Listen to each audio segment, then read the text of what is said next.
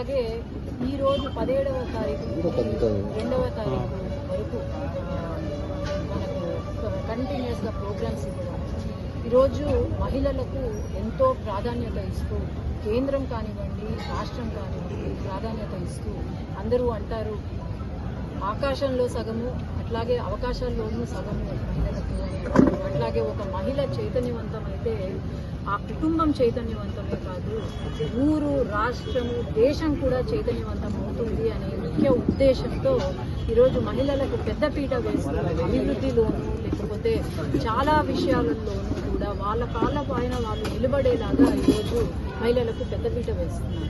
అందులో భాగంగా మహిళలు అభివృద్ధి వైపే కాదు వాళ్ళ కాళ్ళపైన వాళ్ళు నిలబడమే కాదు అవకాశాలు ఇవ్వడమే కాకుండా వాళ్ళ హెల్త్ కూడా ఆరోగ్యం కూడా అంతే ఇంపార్టెంట్ అంతే ముఖ్యం అని చెప్పి ఈరోజు ఒక మంచి డెసిషన్ తీసుకొని ఈ 2వ తారీఖు వరకు వాళ్ళకు యాంటీనేటల్ స్క్రీనింగ్ గర్భవతులకు స్క్రీనింగ్ అయితేనేమి చిన్నపిల్లలకు అయితేనేమి క్రోనిక్ డిసీజెస్ ఏవైతే ఉన్నాయో బీపీ షుగరు ఇలాంటివి కూడా స్క్రీనింగ్ చేస్తూ ముందుకు వెళ్ళే మహత్యమైన కార్యక్రమము ఈరోజు దాదాపు 1,00,000 మెడికల్ క్యాంప్స్తో దేశం మొత్తం ఈరోజు ముందుకు వెళ్తున్నారు.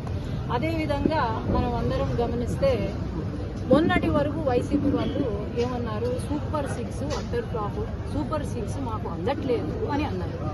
మరి అనంతపురంలో ఎంతో పెద్ద ఎత్తున కార్యక్రమం పెట్టి సూపర్ 6 సూపర్ హిట్ చేశాము అని అందరికీ తెలిసిన విషయం. ఈరోజు ప్రజలందరూ సంతోషంగా ఉన్నారు మాకు సంక్షేమ పథకాలు అందుతున్నాయి అనే ఇది గమనించుకొని ఇప్పుడు ఎట్లా డైవర్ట్ చేయాలా అనే ఉద్దేశంతో ఇప్పుడు మెడికల్ కాలేజెస్ పైన పన్నారు. మరి నాకు అర్థం కావట్లేదు 17 మెడికల్ కాలేజెస్ కేంద్ర ప్రభుత్వం శాంక్షన్ లేదు. ఎవడో అన్నాడు మీ అబ్బసొత్త లేకపోతే మీ జోబులో నుంచి తీసినారా డబ్బులు అని ఎవరో అడిగిరి. కేంద్ర ప్రభుత్వము మనకు దాదాపు 8,500 కోట్లు పెట్టమని మనకు శాంక్షన్ చేస్తే 5 సంవత్సరాలలో 1,400 కోట్లు ఖర్చు పెట్టారు. మిగతా డబ్బులు ఎక్కడ పోయినాయి? ఖర్చు పెట్టలేదు. ఈరోజు బేస్ మట్టాలను పిల్లర్లను చూసి మనమంట ఇట్లా తిరిగంట మనము ఆహా అనాలంట. మరి ఆహా అని ఎందుకు అనాలా మాకైతే ఏమన్నా గాల్లో చూసి మేము ఆహా అనాలా మాకైతే అర్థం కాదు. మొన్నటి వరకు ఎవరు ఎక్స్ఎమ్మెల్యే గారు ఇక్కడ కూర్చొని ప్రెస్ మీట్ పెట్టారు. ఏమని నంద్యాల కాలేజ్ చూడండి పూర్తయిపోయింది అని. నేను ఒకటే అడుగుతున్నాను. అంటారు కదా పెద్దలు పైన పటారం లోన లొటారం అని. ఒక్కసారి మీరు వచ్చి చూడండి 50 ఎకరాలు ఇచ్చినారు ప్రభుత్వానికి. 50 ఎకరాలు ఒక మెడికల్ కాలేజీకి ఇచ్చినప్పుడు మరి నిన్న సూపర్ స్పెషాలిటీకి జనరల్ హాస్పిటల్కి తేడా తెలియని అప్పుడు ముఖ్యమంత్రి గారు అంటారు ప్రతి కాలేజీకి హాస్పిటల్ పెట్టాము అని అంటారు. అయ్యా జగన్మోహన్ గారు అట్లాగే శిల్పారవి గారు వచ్చి హాస్పిటల్ ఎక్కడ ఉందో చూపించండి. మరి ఒక్కసారి వచ్చి ఆ స్ట్రక్చర్స్ ఏవైతే ఉన్నాయో బేస్ మఠాల వరకు ఉన్నాయో మీరు పైన కనిపించేది కాదు లోపల ఒకసారి చూసి ఆహా అంటే మేము కూడా ఓహో అని మీ నాయకుడు అన్నాడు కదా నేను చేసిన పనికి బొకేలు ఇయ్యాలా శాల్వలు ఇయ్యాలా అవార్డులు ఇయ్యాలా అని అన్నారు కదా. మేము కూడా ఆయనకి ఇయ్యలేం కానీ మీకు ఇస్తాం షాళ్ళు బొకేలు అవార్డులు. ఈరోజు మనం అందరము గమనించాల్సింది ఒకటే ప్రైవేటైజేషన్కి పీపీపీకి కూడా తేడా తెలీదా వీళ్ళకు వైసీపీ నాయకులు.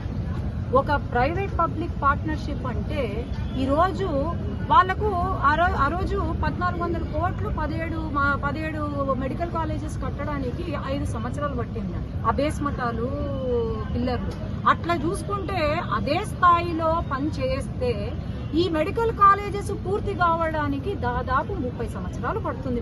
మీరు చెప్పినట్టు మేము చేస్తే పబ్లిక్ ప్రైవేట్ పార్ట్నర్షిప్ కి మనం ఎప్పుడైతే ఇస్తామో మనం ఎప్పుడూ కూడా గవర్నమెంట్ ఏదైతే ఉందో గవర్నమెంట్ ఫీ స్ట్రక్చర్ కానీ లేకపోతే పేద ప్రజలకు కానీ అక్కడున్న స్టూడెంట్స్ కి ఏమి ఇబ్బంది ఉండదు.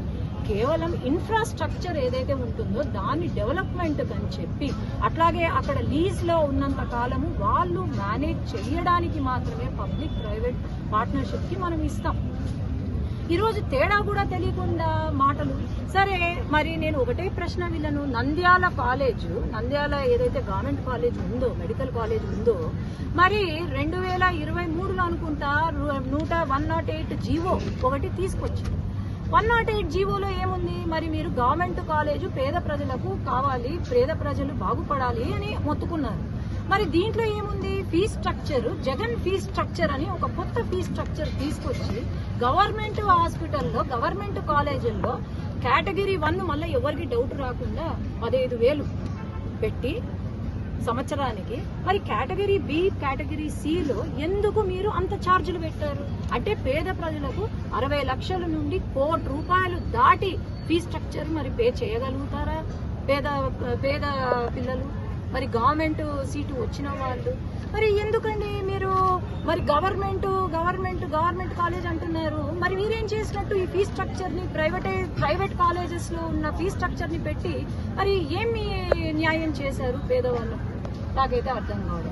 పాపము అదే చెప్తున్నాను, వీళ్ళకు ఏం చేసినారో ఏం చేయలేదో, అభివృద్ధి అంటే ఏంటో కూడా అర్థం కాకుండా ఈరోజు మాట్లాడుతున్నారు తప్ప ఇంకేమీ లేదు. మనకు చాలా పనులు ఉన్నాయి.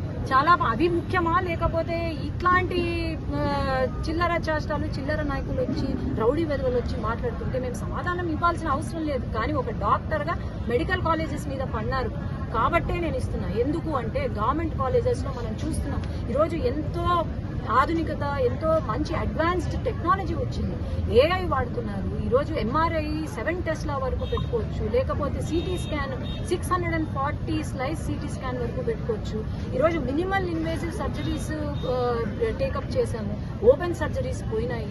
అట్లాగే క్లౌడ్ సిస్టమ్ వచ్చింది, IOMTs వచ్చాయి, టెలిరేడియాలజీ, టెలిమెడిసిన్ వచ్చింది. ఇలాంటివి ఎంతో రోబోటిక్ సర్జరీస్ వచ్చాయి. ఇవి వద్దా? ఈరోజు జగన్మోహన్ గారిని ఒకటే అడుగుతున్నా నేను, మరి పేదవాళ్లకు ఇది వద్దా? ఇలాంటి నూతన టెక్నాలజీ అందుబాటులో ఉండకూడదా? మేము ఫ్రీగా ఇలాంటి అడ్వాన్స్ టెక్నాలజీ ఇస్తాము PPP మోడల్ కింద అంటే వాళ్ళు ఎందుకు మరి వద్దంటున్నారు? మీరు అడగాల్సిన అవసరం అయితే ఉంది. మీడియా వాళ్ళు మీరు కూడా వాళ్ళని అడగాల్సిన అవసరం అయితే చాలా ఉంది. అట్లాగే మనం అందరము ఇప్పుడు గమనిస్తే నేను ఒకటే సత్యకుమార్ గారిని ఒకటే రిక్వెస్ట్ చేస్తున్నాను. ఆయన ఇప్పుడు ఎందుకో మరి వీళ్ళు లండన్ ట్రీట్మెంట్ సరిపోలేదేమో, చాలా మంది పేషెంట్స్ ఎక్కువైపోతున్నారు అన్న, సైకేట్రీ వార్డ్స్ కొంచెం అప్గ్రేడ్ చేయండి అన్న ప్రతి హాస్పిటల్లో అని నేను యాజ్ అ డాక్టర్ నేను రిక్వెస్ట్ చేస్తున్నాను.